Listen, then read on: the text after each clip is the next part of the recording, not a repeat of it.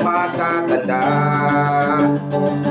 Kapag wala ka ng pera, hinahamak ka nila. Kahit kapatid mo ay tatalikod sa'yo, huwag mo nang asahan nito. Ang lahat ng gagawin, mag-isa mong haharapin. Sa panahong ganito,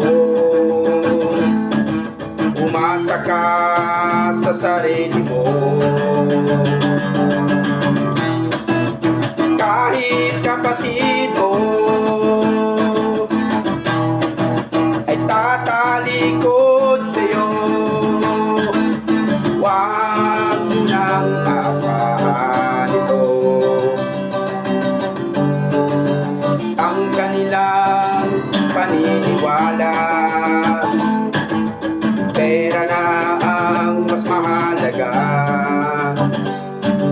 Makikita mo sa mukha